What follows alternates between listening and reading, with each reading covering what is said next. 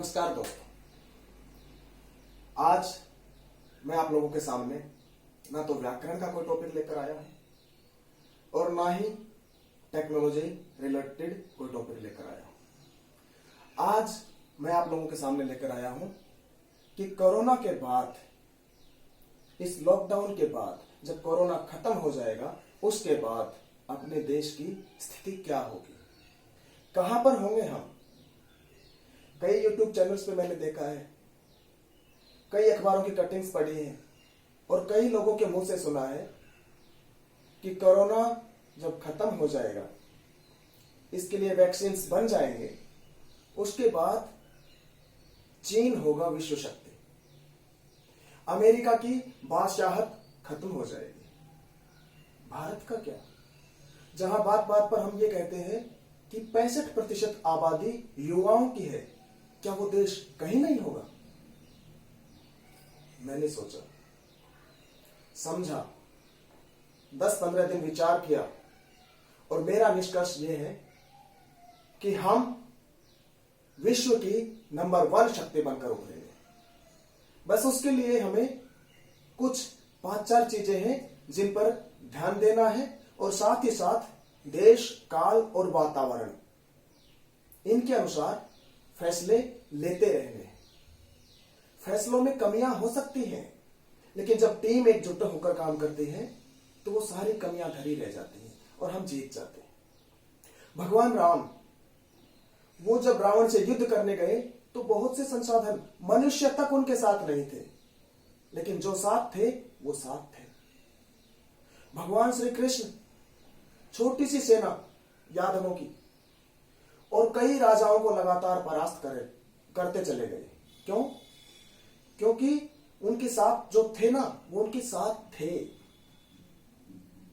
वो उनके साथ अपने विचारों से थे, अपने कर्मों से थे, अपनी सोच से थे और मरते दम तक साथ थे। जब अपना देश, जिनमें 65% युवाओं की आबादी है, हर साल आप देखिए 10वीं 12वीं के न केवल सीबीएसई बोर्ड बल्कि अन्य सभी बोर्ड में 90% प्लस कितने बच्चे हैं। आप देखिए 99% तक नंबर आ रहे हैं बच्चों के, इसका मतलब वो ब्रिलियंट हैं। और ये इस साल, उससे पिछले साल नहीं, ये पिछले 10, 15, 20 सालों से हो रहा है ऐसा। तो फिर वो ब्रिलियंट दिमाग कहां है? यहीं पर है, अब उन्हें यूज करने का समय आया है।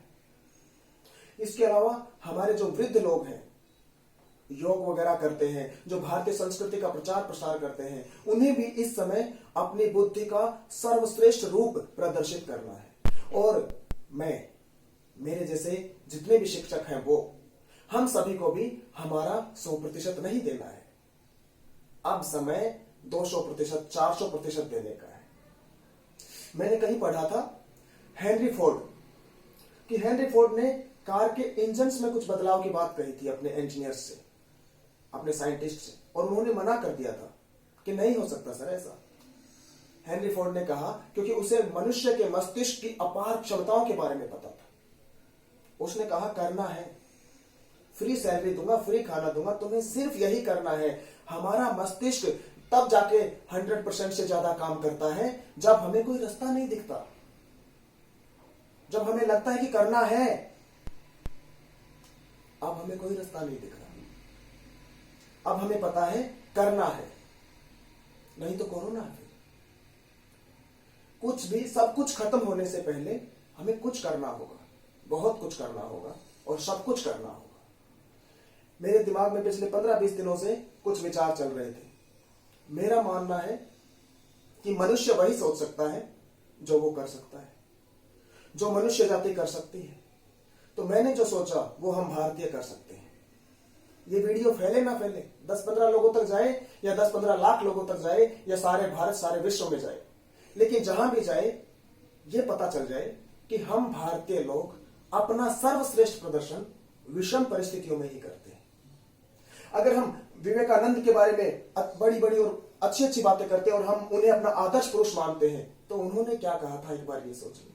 अगर हमें भगत सिंह अपने आदर्श पुरुष लगते हैं, तो उन्होंने क्या हमें समझाया था, एक बार ये सोच लें। भगवान राम, भगवान कृष्ण ने असंभव से काम करने शुरू कर दिए थे।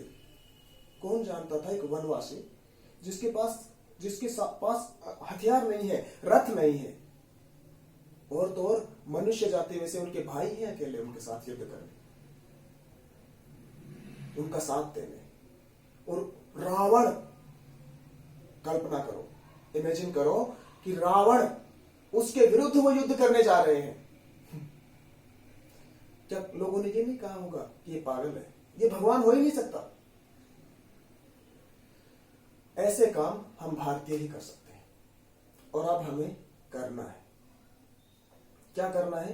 कुछ चीजें हैं, अभी हमें टिकटॉक या ऐसी और फालतू चीजें छोड़ देनी है, जहां जो है वहां अपनी क्षमता से थोड़ा सा ज्यादा करना शुरू कर दे, अफवाहें फैलाना बंद कर दे। और अगर अफवाहों में से भी कुछ पॉजिटिव चीज निकल रही है तो वो पॉजिटिव चीज लोगों को बताए, अपनी उत्पादन क्षमता बढ़ा दे, तो हम आराम से नंबर 1 बनेंगे। 65% निकाल कर देखते हैं ना, अगर हम 140 करोड़ में से 133 करोड़ बोलते थे, 133 करोड़ मान लीजिए, 133 करोड़ प्लस में से अगर 65% निकालते हैं तो कितने बनते हैं हम? लगभग 70-75 करोड़ के करीब बनते हैं। इतने तो बहुत हैं युवा लोग। इनमें से भी अगर 50% सहयोग करें तो परिस्थितियां बदलेंगी। नंबर 1 हम ही होंगे। बस नंबर 1 होने के लिए काम भी नंबर 1 वाले करने पड़ते हैं, और ये परिस्थितियां अपने पक्ष में हैं। अब तक हमने मेरा भारत महान बोल लिया, अब हमें मेरा भारत महान करना है। देखिए, अपना देश भारत बनेगा वर्ल्ड लीडर, ये मैं पिछले 15-20 दिनों से लिख रखा है। मैंने सोचा मैं वीडियो बनाऊं या ना बनाऊं। नीचे कमेंट आएंगे, पागल है, मूर्ख है, ऐसा भी कभी होता है, डिसलाइक्स आएंगे, लेकिन फिर मेरी आत्मा ने कहा कि नहीं, लाइक्स आएंगे, कमेंट आएंगे और अच्छे अच्छे सुझाव आएंगे। मैं तो केवल 8 सुझाव दे पाया हूं, उतना उस लेवल का दिमाग नहीं है मेरे आइंस्टाइन जैसा, लेकिन बहुत से ऐसे अच्छे दिमाग इस वीडियो को देखेंगे और वो अच्छे अच्छे उपाय बताएंगे और करेंगे भी, और कर भी रहे हैं बहुत से लोग। मैं बता दूं, मैं केंद्रीय विद्यालय क्रमांक 4 भुवनेश्वर में अध्यापक पद पर कार्यरत हूं, हिंदी का अध्यापक हूं, और आजकल भुवनेश्वर में ही हूं। 1 साल से घर नहीं गया, अभी घर जाने का टिकट बना रखी थी, नहीं जा पाया।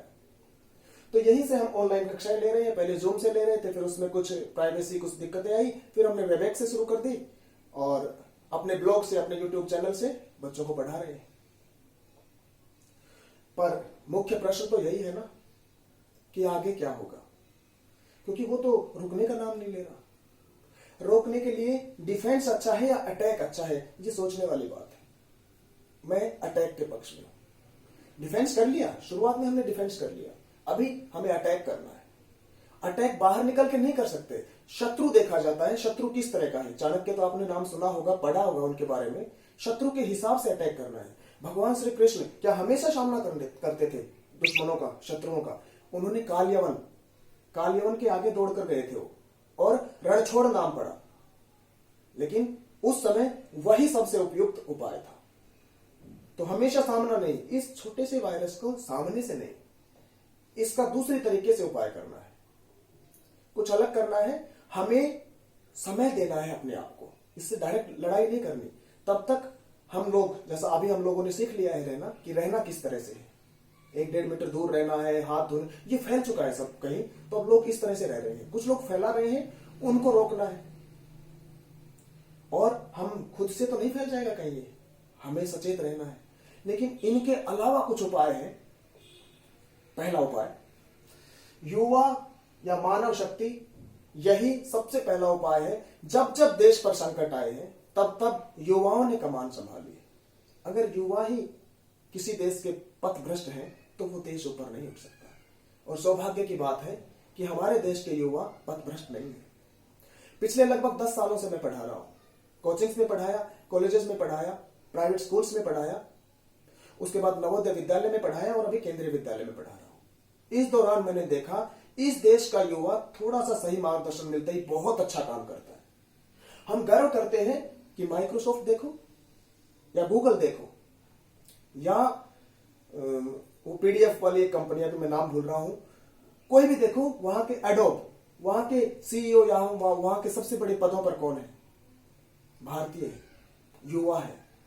तो ये युवा शक्ति इस समय गांवों में है, स्कूलों में है, घरों में है, शहरों में है। अब इस युवा शक्ति को कमान संभाल लेनी है।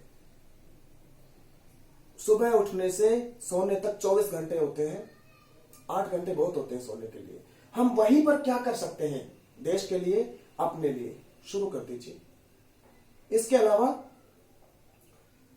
इस युवा शक्ति को, जो कई कंपनियों में काम करते हैं, फैक्ट्रीज में काम करते हैं, कई स्कूल कॉलेजेस में मेरी तरह लोग काम कर रहे हैं, अब जैसे ही सरकार के कोई आदेश आते हैं, जैसा कि मुझे उम्मीद है कि ऐसा आदेश आएगा, क्योंकि अगर हमने प्रोडक्शन नहीं किया, काम नहीं किया, तो डबल मार लगेगी, एक तरफ कोरोना की, एक तरफ ये। अब हमें कोरोना से बचते हुए प्रोडक्शन करना है, उत्पादन करना है, अपना काम करना है उससे बचते हुए।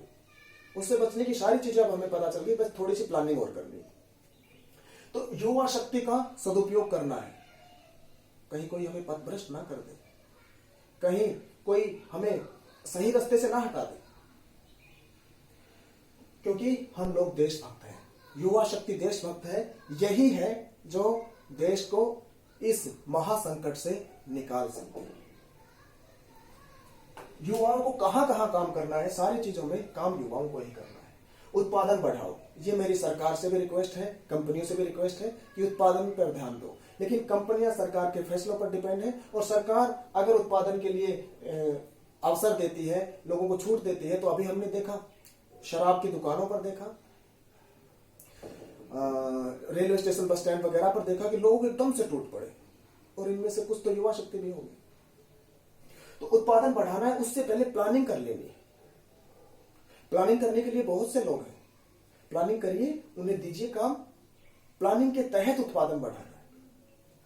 तो ये उत्पादन बढ़ाने के लिए फैक्ट्रीज हैं, मान लो अभी चाय पत्ती है, चीनी है, सब्जियां हैं, हल्दी, नमक, मिर्च, घरेलू सामान है, दालें, ये सभी कमतर होती चले जाएंगी और अर्थव्यवस्था डगमगा जाएगी बाद में एकदम। तो इनका प्रोडक्शन नहीं रुकना चाहिए। प्रोडक्शन करने के लिए लोग आएंगे, तो उनके लिए व्यवस्था कर देनी चाहिए, जितनी जल्दी हो सके व्यवस्था कर दी जाए कि किस तरह से लोग आएंगे काम करने और कैसे वो काम करेंगे। उसके लिए मेरे दिमाग में कुछ उपाय आए हैं। फैक्ट्रीज हैं जहां 6000 वर्कर काम किया करते थे, वहां